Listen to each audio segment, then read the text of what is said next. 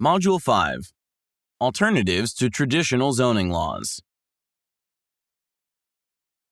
In our first 4 modules, we examine the origins and history of land use planning, the development of zoning laws as tools of urban planning, and how developers work within the structure of comprehensive plans and zoning laws. In our last module, we will complete the course by considering alternatives to conventional zoning laws and practices, particularly the example of Houston, Texas, which has no formal zoning ordinance or comprehensive plan. We'll also focus on smart growth urban boundaries, which help municipalities to cope with the pressures of population growth while minimizing physical expansion. The Houston experience. Zoning ordinances have been in use for long enough that they have become the default means for regulating land use and urban planning in almost all municipalities. Only one notable exception remains: the city of Houston, Texas. Houston has no comprehensive plan nor a zoning ordinance. Although this might seem to invite chaos in the city's land use, the city government has mostly avoided this by creating a planning department and enacting separate laws that, taken together, serve most of the essential purposes of zoning ordinances. Local officials refer to this arrangement as de facto zoning. Houston uses an assortment of urban planning tools that are zoning in all but name, include population density restrictions in some parts of the city, building height and setback buffering ordinances, lot size limitations, and historic building preservation rules. Other tools that parallel zoning laws include those found in many other cities, such as developer-initiated deed restrictions and homeowners association rules.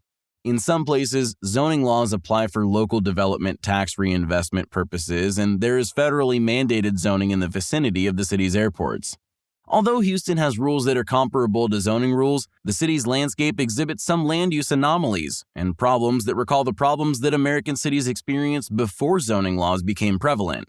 One of these is that developers can erect high-rise buildings close to residential neighborhoods, recalling the construction of the 38-story Equitable building in New York City in 1914 that cast surrounding homes into darkness with its shadow, and which was an important factor contributing to the enactment of that city's first zoning law 2 years later. The construction of one such skyscraper in Houston led to a lawsuit against the developer and an award of more than $1 million to nearby homeowners whose properties lost value as a result. But the lawsuit did not prevent the structure from being built. Houston's experience shows that municipalities can, in piecemeal fashion, duplicate many of the effects of zoning ordinances and regulations. What Houston's model cannot duplicate, however, is the effect of having a comprehensive plan to serve as a foundation for long-term urban planning. Smart growth and urban growth boundaries.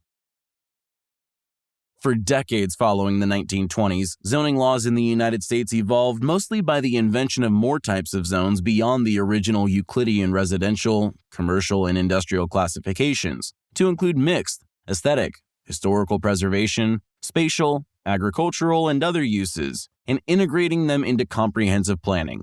These adaptations of Euclidean zoning remain the most common form of zoning ordinances in the United States.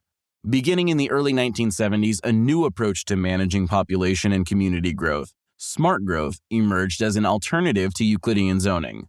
No single definition of smart growth exists, but most descriptions include, at a minimum, the following elements: mixed land use zoning, encouraging redevelopment of existing communities, reducing the need for automobiles, and preserving surrounding open spaces and agricultural lands. Smart growth is one area of urban planning law in which the federal government can become a participant, specifically in the form of the Environmental Protection Agency, but also, depending on circumstances, the Department of Transportation, the Department of Agriculture, the Department of Housing and Urban Development, and even the Centers for Disease Control and Prevention. All of these organizations can be involved in providing guidance and assistance. A fundamental object of smart growth is to encourage municipalities to increase their population densities before expanding their boundaries. Smart growth offers several quality of life benefits. In the following sections, we will consider how smart growth urban planning attempts to overcome 2 modern quality of life challenges that modern urban planners, city officials, and city residents must face: population growth and urban sprawl. Traditional zoning and population growth. The tripling of the population of the United States from 106 million in 1920, which roughly coincides with the introduction of zoning laws, to more than 320 million today has been accompanied by the growth of urbanization. Today, almost two-thirds of Americans live in municipalities, the total land area of which comprises about 3% of total U.S. land space.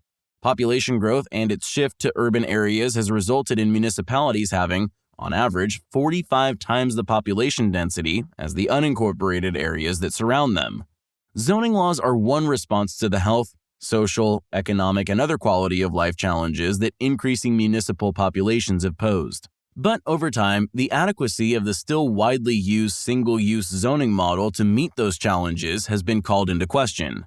Under Euclidean zoning, as a municipality's population increases, its usual response is to expand the municipal boundaries to add more residential, commercial, and industrial zones.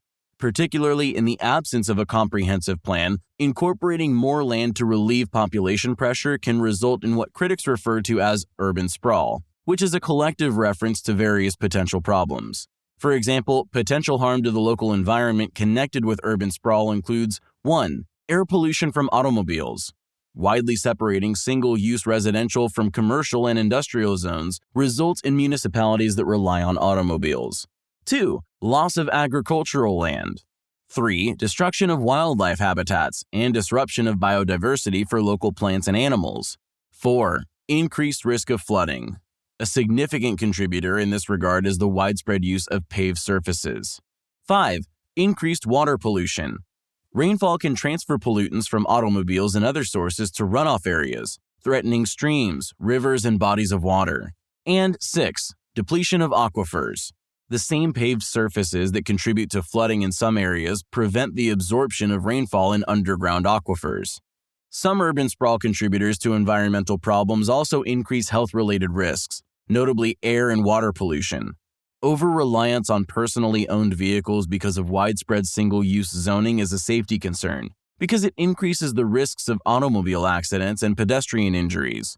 Municipalities that engage in urban sprawl also tend to spend more money on roads and parking facilities, which precludes development of land for other purposes, and which do not contribute to municipal revenues from taxes.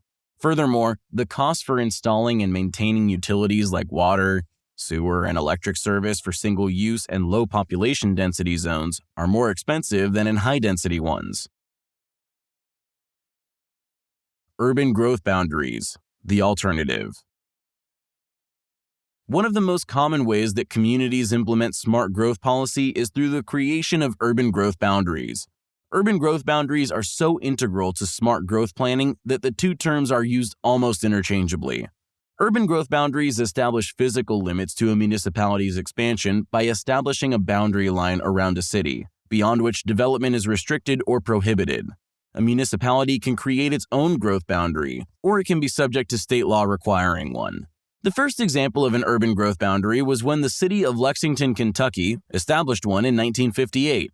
At the state level, Oregon established the first urban growth boundary law in 1973, under which counties and cities must both participate. The states of Washington and Tennessee have also enacted statewide urban growth boundary legislation. Some municipalities that have enacted smart growth policies without state legislation include Boulder, Colorado, Honolulu, Hawaii, San Jose, California, and Minneapolis, St. Paul, Minnesota. In a growing municipality, creating an urban growth boundary requires careful planning to ensure that development within the boundary addresses the problems inherent in Euclidean zoning, while providing a better quality of life for more residents in terms of population growth and socially. Counties and municipalities that use urban growth boundaries do so as part of comprehensive plans that forecast for up to 20 years where and what kinds of developments can occur within the boundary. Municipal planning departments review the urban growth boundary periodically to make short-term adjustments, if needed, with the objective of maintaining a balance between avoiding overcrowding or making too much space available for development. Planning challenges include reorienting residential neighborhood development to allow for more population density, and adapting the municipality's transportation network to encourage residents to walk, bicycle, and use mass transportation instead of automobiles. Governments that implement urban growth boundaries must do so in accordance with the administrative laws and procedures that we examined in Module 4. For example, the need to provide for public hearings when making changes to the boundary. County and municipal authorities implement urban growth boundaries through an assortment of mechanisms. Some of these are comprehensive plans that anticipate long-term requirements for supporting infrastructure, public utilities, social services, and other needs. This, in turn, requires extensive use of mixed-use and high-density zoning, with less emphasis on providing for automobile parking. Providing for the redevelopment of unused land, in particular closed industrial or commercial sites, and for reinvestment into older neighborhoods to support more residents and to improve their access to mass transit, trails, and bike paths. Requiring prospective developers to undertake short and long-term environmental impact assessments of the proposed development, and further requiring those developers to pay for some of the infrastructure improvements needed to accommodate it. Establishing protections for land outside the boundary. This can include land purchases or arrangements to transfer to the municipality the land development rights for areas to be preserved. And creating a variety of housing, with emphasis on providing affordable housing for low-income residents. Urban growth boundary benefits and drawbacks. Proponents of urban growth boundaries point to the following examples of positive effects. Reduction in the expansion of land development compared to Euclidean zoning. More efficient use of existing space within the boundary. More efficient allocation of infrastructure funds into a more compact area. Reduction in automobile-related air pollution and traffic accidents. Preservation of forests and productive agricultural lands. And improved forecasting of the need for state and federal assistance, such as the hazardous waste cleanup for redevelopment sites and support for low-income housing developments. Despite its potential promise, the use of urban growth boundaries remains a minority methodology in urban planning. The lack of widespread acceptance of smart growth is due to a combination of factors. First, not everyone is enthusiastic about living in high-density communities. Surveys show that people in their 20s and 30s, the so-called millennial generation, are at least as likely as generations that came before them to want to own single-family dwellings rather than living in high-density housing areas. Aside from potentially delaying or thwarting the dream of homeownership, the residential lifestyle in urban growth areas can also conflict with smart growth objectives. Not all people want to forsake their automobiles in favor of walking or taking mass transit. Not all people are in favor of having high-density, low-income housing built near where they live. Not all developers want to be subject to environmental impact statement delays or to pay for expensive infrastructure repairs or improvements as a precondition for project approval. A city's effort to promote increased population density can lead to people wanting to work in the city but live in a suburb or nearby bedroom community, which contributes to traffic congestion generated by commuters. Moreover, some critics of smart growth claim that one effect of restricting the ability of a municipality to expand is to drive up the prices of both housing and rental properties. Those who are affected the most by high housing and rental costs tend to be the poorest residents, who cannot afford to live in the suburbs and commute, which frustrates the objective of providing affordable low-income housing. High housing costs also contribute to the decisions of many urban residents to delay having children or to have fewer children. Supporters of urban growth boundaries dispute the suggestion that smart growth policies are responsible for higher housing costs. For example, although rapidly growing urban growth boundary cities like Portland, Oregon have experienced significant increases in the cost of housing, defenders of the city's smart growth policies note that other cities with traditional zoning have experienced similar cost increases.